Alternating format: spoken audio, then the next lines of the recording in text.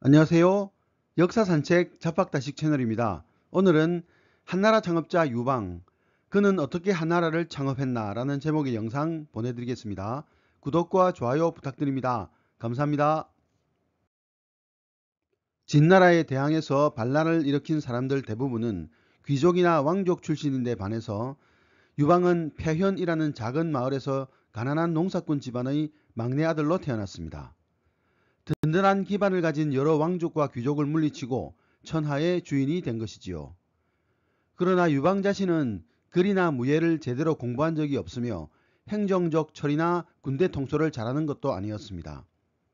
황제가 되고 나서 주변 사람들이 어떻게 당신이 천하의 주인이 되었는가 하고 묻자 유방은 이렇게 대답했습니다. 군막 안에서 계책을 짜서 승부를 결정짓는 일이라면 나는 장량만 못하다. 백성을 달래고 전방에 식량을 공급하고 식량 운반로가 끊기지 않게 하는 일이라면 나는 소하만 못하다.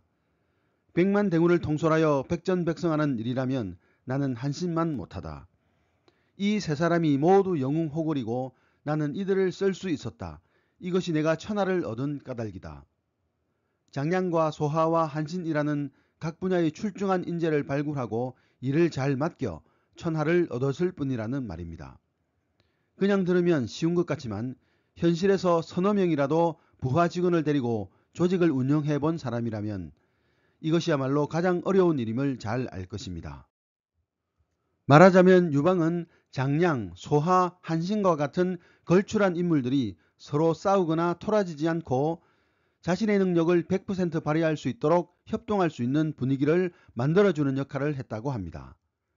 역사의 평가에 따르면 게으르고 우둔하다고 표현되는 유방이 개성 강한 엘리트 선수들로 구성된 부하들을 한 마음으로 모아 항우와의 전쟁에 적극 참여하도록 잘 이끌었다는 것입니다.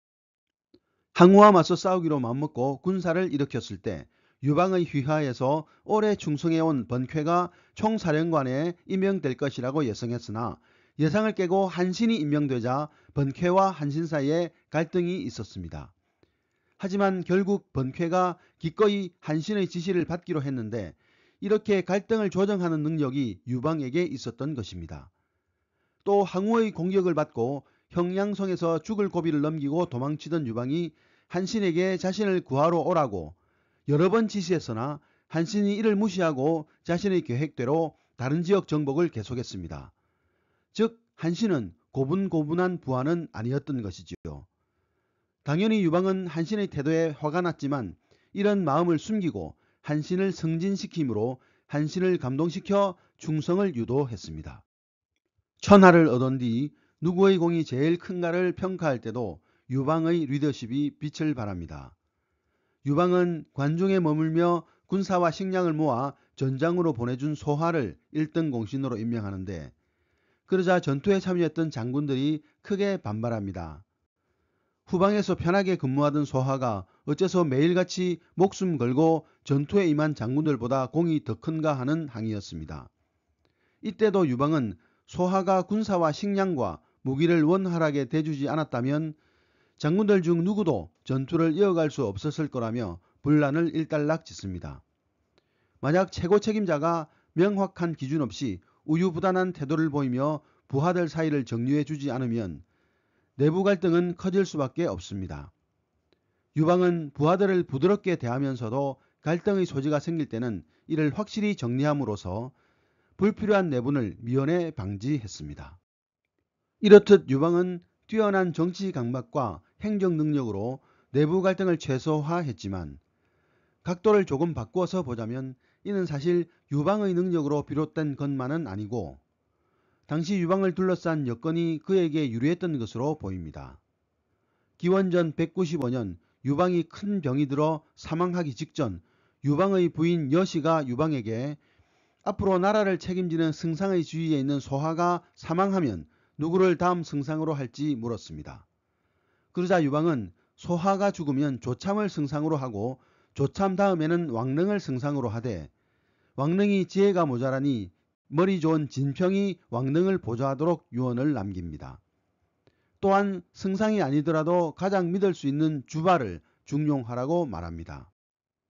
이 대목에서 재미있는 것은 진평만 제외하고 소하, 조참, 왕릉, 주발이 모두 유방의 고향인 폐현 출신이라는 점입니다.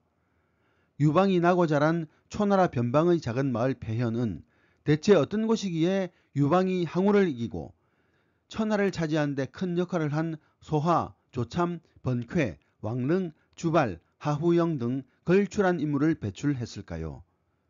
폐현은 당시 초나라에 속하기는 했으나 제나라, 위나라와 접한 국경 지역이었기에 제나라에 속하기도 했고 위나라에 속하기도 했습니다.